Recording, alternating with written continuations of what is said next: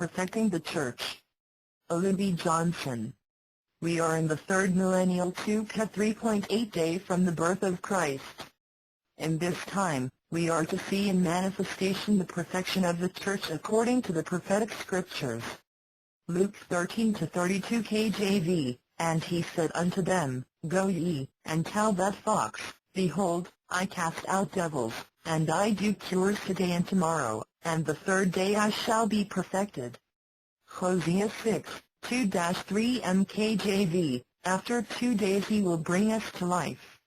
In the third day he will raise us up, and we shall live in his sight. 3. Then we shall know, if we follow on to know Jehovah. His going out is prepared as the morning. And he shall come to us as the rain, as the latter and former rain to the earth. A perfect church is one that has a perfect leadership, experiencing and manifesting the measure of the stature of the fullness of Christ and a consequently fully submitted followership. The followership is fully submitted because of the power of God being released and manifested by the perfect leadership. Psalms 110-3 AMP, Your people will offer themselves willingly in the day of your power, in the beauty of holiness and in holy array out of the womb of the morning. To you will spring forth your young men, who are as the dew. Psalms 50-2 AMP, Out of Zion, the perfection of beauty, God shines forth. Psalms 14-7 NIV, Oh, that salvation for Israel would come out of Zion.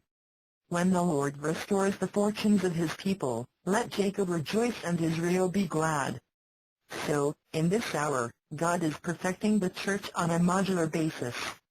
This means he will first perfect just one regional church and then use it as a model, a showcase and a pattern for other regional churches to follow. Recall that God revealed to us in the book of Revelation the churches in Asia as regional candlesticks, each addressed as an individual module. Revelation 1:11-13 NIV, which said, Write on the scroll what you see and send it to the 7 churches, to Ephesus, Smyrna, Pergamum, Thyatira, Sardis, Philadelphia and Laodicea. 12. I turned around to see the voice that was speaking to me. And when I turned I saw 7 golden lampstands. 13. And among the lampstands was someone like a son of man, dressed in a robe reaching down to his feet and with a golden sash around his chest. Revelation 1-20 NIV, The mystery of the 7 stars that you saw in my right hand and of the 7 golden lampstands is this, the 7 stars are the angels of the 7 churches, and the 7 lampstands are the 7 churches. So, in this hour, God is perfecting the church by first perfecting the regional church in the land which the rivers divide beyond the rivers of Ethiopia, Nigeria. Isaiah 18:1-3 KJV, Woe to the land of whirring of wings, which is beyond the rivers of Ethiopia, 2, which send ambassadors by the sea, even in ships of papyrus on the waters, saying, Go, swift messengers, to a nation tall and smooth, to a terrifying people from it and onwards. A mighty nation and trampling down, whose land the rivers have divided. 3. All people of the world and dwellers on the earth, you will see as one lifts up a banner on the peaks. And you will hear as the blowing of a trumpet. Isaiah 18:7 KJV, In that time shall be brought to Jehovah of hosts the present from it terrifying, a tall and smooth people, from it and onward.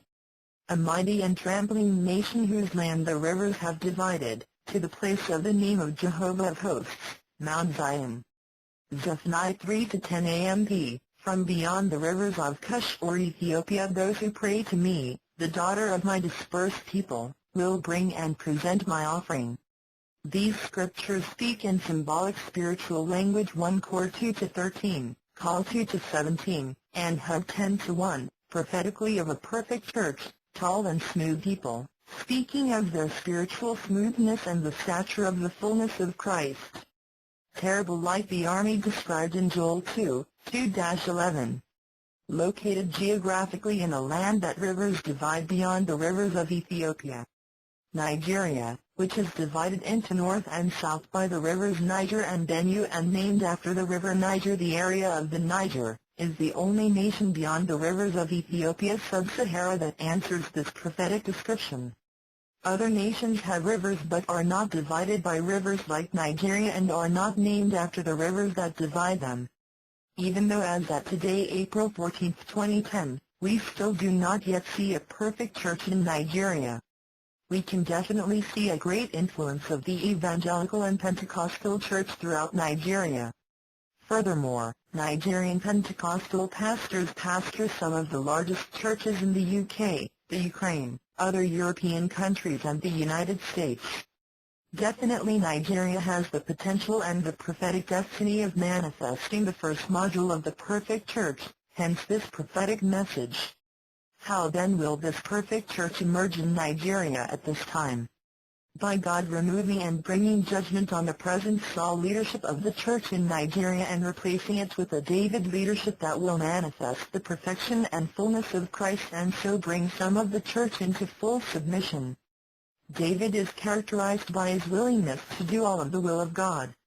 Acts 13-22 ESV, and when he had removed him, he raised up David to be their king, of whom he testified and said, I have found in David the son of Jesse a man after my heart, who will do all my will. Saul is willing only to do parts of the will of God he finds convenient. 1 Samuel 15:22-23 ESV, and Samuel said, Has the Lord as great delight in burnt offerings and sacrifices, as in obeying the voice of the Lord? Behold, to obey is better than sacrifice, and to listen than the fat of rams. 23. For rebellion is as the sin of divination, and presumption is as iniquity and idolatry. Because you have rejected the word of the Lord, he has also rejected you from being king. Furthermore, Saul's idolatry in the New Testament is called covetousness. This is an overemphasis on financial and material blessings and the omission of the weightier matters of the law, using faith to develop the character of God, love, righteousness and justice. Colossians 3-5 ESV, Put to death therefore what is earthly in you, sexual immorality, impurity, passion, evil desire, and covetousness, which is idolatry. Matthew 23-23 ESV, Woe to you, scribes and Pharisees, hypocrites! For you tithe mint and dill and cumin, and have neglected the weightier matters of the law, justice and mercy and faithfulness. These you ought to have done, without neglecting the others. Now, just like God brought judgment on and allowed the Philistines to kill Saul, his 3 sons and armor-bearer, so God will bring judgment upon the present Saul leadership in the church in Nigeria. 1 Samuel 31-2 MKJV, and the Philistines followed Saul and his sons.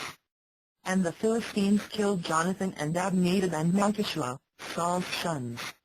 1 Samuel 31-6 MKJV, and Saul died, and his 3 sons, and his armor-bearer, and all his men, that same day together. 1 Chronicles 10:13-14 MKJV, 13, and Saul died for his sin which he committed against Jehovah, against the word of Jehovah, which he did not keep, and also for seeking of a medium, to inquire, and 14, inquired not of Jehovah. And he killed him and turned the kingdom to David the son of Jesse. In our article next week, we will see how the church will be perfected under the David leadership.